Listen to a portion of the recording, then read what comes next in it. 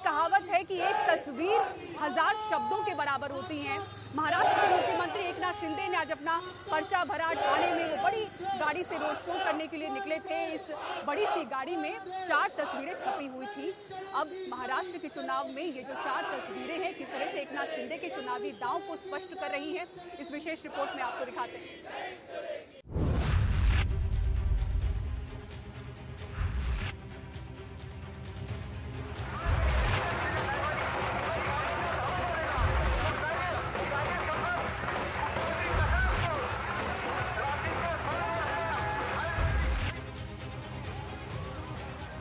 बाल ठाकरे, आनंद दिघे, अमित शाह, नरेंद्र मोदी, ये 4 तस्वीरें महाराष्ट्र के मुख्यमंत्री एकनाथ शिंदे की चुनावी रणनीति और अभियान की हर तस्वीर को साफ कर रही है।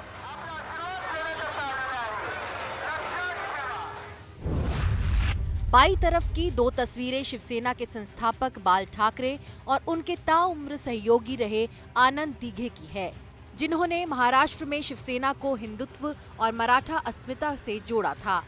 दाईं तरफ की 2 तस्वीरें प्रधानमंत्री नरेंद्र मोदी और केंद्रीय गृह मंत्री अमित शाह की हैं, जो महायुति के गठबंधन, धर्म और राष्ट्रीय छवि के प्रतीक हैं।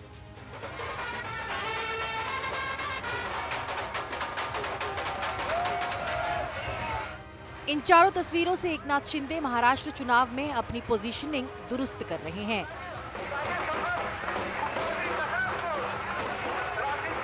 ये मेरी कर्मभूमि है और यही से मैं बड़ा हो गया, नगर सेवक हुआ, आमदार हो गया और मुख्यमंत्री बन गया।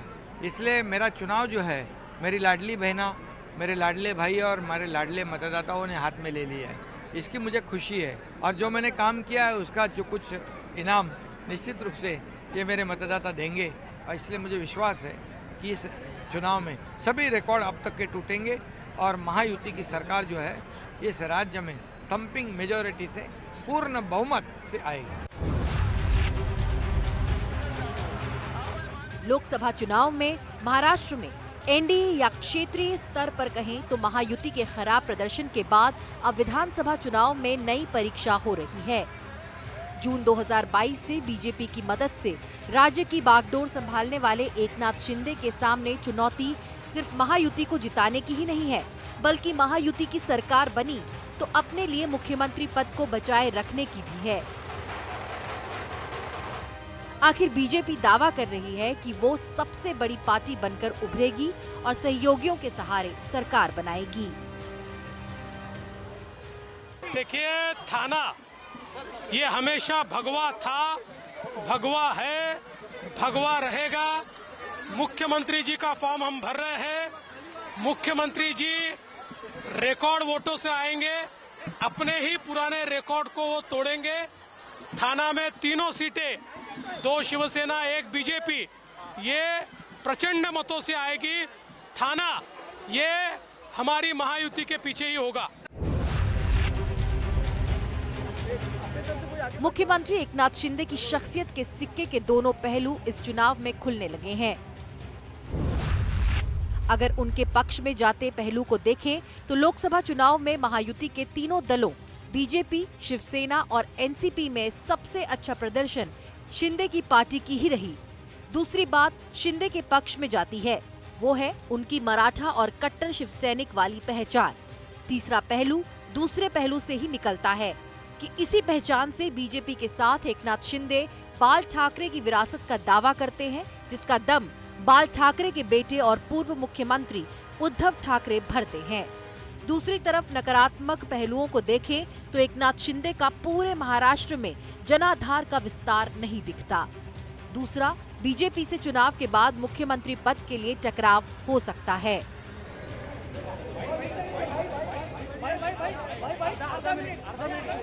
अगर बीजेपी अपने दावे के मुताबिक सबसे बड़े दल के रूप में उभरती है तो जाहिर है कि वो मुख्यमंत्री पद के लिए दावेदार हो सकती है। इसलिए एकनाथ शिंदे भी फूंक फूंक कर कदम रख रहे हैं। छत्रपति शिवाजी महाराज की। मुंबई से सुजाता द्विवेदी की रिपोर्ट, एनडीटीवी इंडिया के लिए। वोटों की राजनीति में विरोधियों पर चोट करने के लिए कई दांव खेले जा रहे हैं। महाराष्ट्र के मुख्यमंत्री एकनाथ शिंदे भले ही कहते हो इस महाराष्ट्र चुनाव में कि शिवसेना के विरासत के जो असली दावेदार हैं वो खुद हैं, लेकिन उनके पार्टी के टिकट पर बीजेपी के कई नेता चुनाव लड़ रहे हैं। देखिए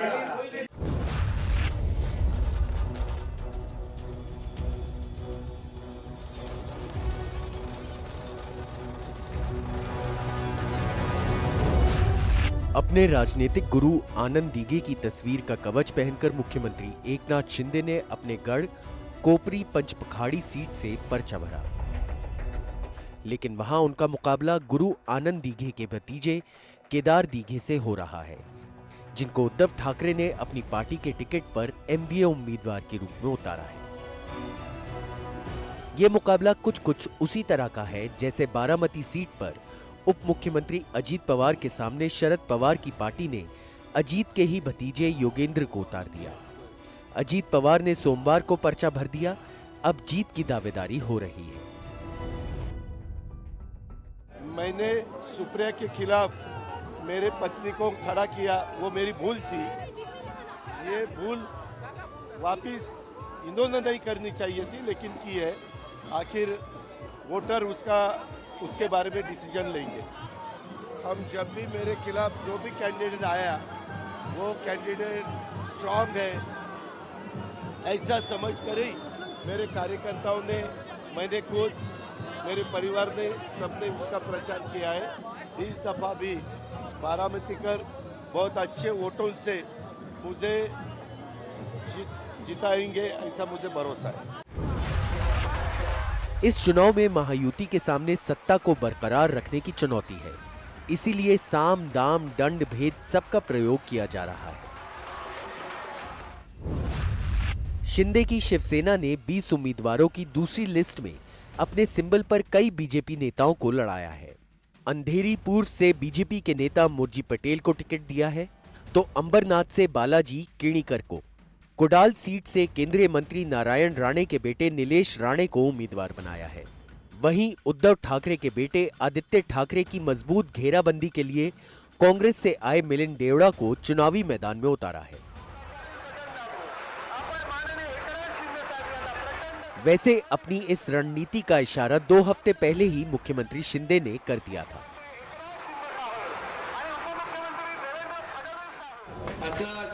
मला पण लाईटली घेतलं होतं, हलक्यामध्ये घेऊ नका दाढीला। दाढीने तुमची महाविकास आघाडी खड्ड्यात घालण्याचं काम केलंय आणि चालू सरकार टांगा पलटी घोडे फरार। त्याला डेअरिंग लागते, त्याला धाडस लागतं, त्याला जिगर लागते। शिवसेना में एकनाथ शिंदे की एंट्री ठाणे से शिवसेना के दिग्गज नेता आनंद दीघे ने कराया था। 2001 में उनकी रहस्यमय मौत के बाद शिंदे उनके उत्तराधिकारी के रूप में उभरे, जिनकी ताकत 2 साल पहले लोगों ने देखी जब उद्धव ठाकरे से बगावत करके वो शिवसेना के नेता बन गए थे। लेकिन उद्धव ठाकरे की पार्टी इसको स्वीकार नहीं करती। मुख्यमंत्री का हाईकमांड जो है, उनके पास जो शिवसेना बची है वो शिवसेना का हाईकमांड होता है दिल्ली में अमित शाह जी के घर पर। हाँ, जब हमारी शिवसेना है ओरिजिनल बाला साहब ठाकरे जी की, उनको कभी सीट शेयरिंग के लिए दिल्ली में जाने की नौबत नहीं आई। उस वक्त प्रमोद महाजन जी, गोपीनाथ राव मुंडे जी या लालकृष्ण आडवाणी साहब मुंबई में आते थे, बाला साहब ठाकरे जी के साथ, उद्धव जी के साथ बैठकर पूरा सीटों का बंटवारा होता था। लेकिन ये जो डुप्लीकेट शिवसेना है, उनके बॉस दिल्ली में बैठते अमित शाह, तो उनके दरबार में ही जाना पड़ेगा, 3-3, 4-4 दिन बैठना पड़ेगा, उठक बैठक करना पड़ेगा, वो तो करना ही पड़ेगा ना। इस चुनाव में राज ठाकरे के बेटे अमित ठाकरे ने माहिम दादर सीट से अपना पर्चा भरा। जाहिर है शिंदे से लेकर उद्धव ठाकरे और राज ठाकरे तक सबकी दावेदारी बाल ठाकरे की विरासत पर ही है। मुंबई से रौनक कुकड़े के साथ एनडीटीवी इंडिया की रिपोर्ट।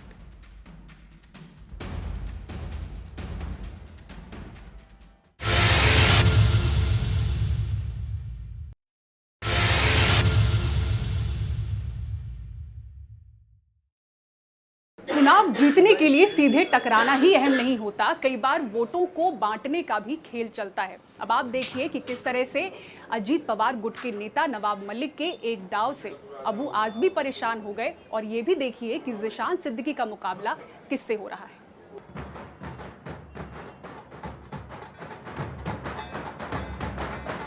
महाराष्ट्र की चुनावी घमासान में इन युवा मुस्लिम चेहरों पर सबकी नजर है।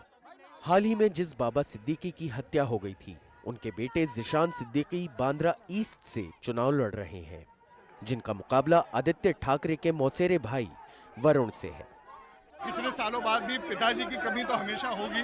मैं मेरे पिताजी से बहुत ही ज़्यादा क्लोज था, जिंदगी में उनसे पूछे बिना कुछ नहीं करता हूँ, मगर आज सुबह भी मैंने उनसे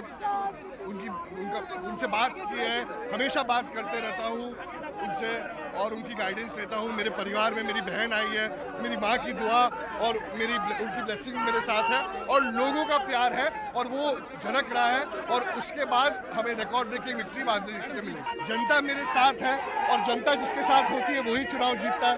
आदित्य भी अपना चुनाव लड़ रहा है, तो मैं उसको अपने बेस्ट विशेस बोलूंगा।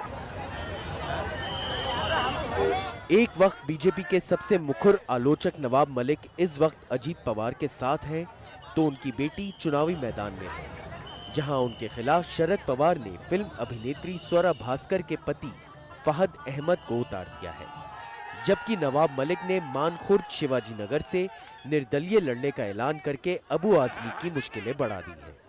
इस गाड़ी पे मुझे 3 झंडे तो दिख रहे हैं, बीजेपी का झंडा नहीं दिख रहा है। इस गाड़ी में राष्ट्रवादी कांग्रेस पार्टी का ध्वज है, बाबा साहब अंबेडकर का जय भीम का ध्वज है और छत्रपति शिवाजी महाराज का पताका है। हम इन्हीं के पताकों के साथ चुनाव में जाएंगे। किंग मेकर बनेंगे निश्चित रूप में। बिना अजीत पवार की कोई सरकार महाराष्ट्र में बन नहीं पाएगी। महाविकास अघाड़ी को जरूरत रही तो जाएंगे। ऐसा है, कौन किसके साथ रहेगा इसकी भविष्यवाणी में नहीं कर सकता, लेकिन बिना अजीत पवार जी के कोई सरकार महाराष्ट्र में नहीं बन सकती। महायुति में है, लेकिन बीजेपी का समर्थन ना हो, कितनी बड़ी चुनौती होगी जमीन पे। देखिए, उन्हें देना है नहीं देना हो उनका विषय है। हम जनता के विश्वास और अजीत पवार के साथ से चुनाव लड़ रहे हैं। आपने अपना फैसला क्या किया, कहाँ से चुनाव लड़ रहे हैं? कल हम शिवाजी नगर मानपुर विधानसभा से अपना नामांकन भरेंगे। की बार 400 पार वाले 240 पर आ गए ना, तो इन्होंने देखा कि मुसलमानों का वोट तो मिलने वाला नहीं है, तो मुसलमानों को वोट बांट दिया जाए। ये रणनीति अपनाई गई है। बहुत सारे अपने ही लोग हैं माइनॉरिटी के, जो अपने इलाके में खड़े होंगे, वोट बंटवा के जितवाना चाहते हैं। वहीं पूर्व कांग्रेसी सांसद संजय निरुपम को डिंडोसी से उम्मीदवार बनाया है। मुंबई से सुनील सिंह की रिपोर्ट, एनडीटीवी इंडिया।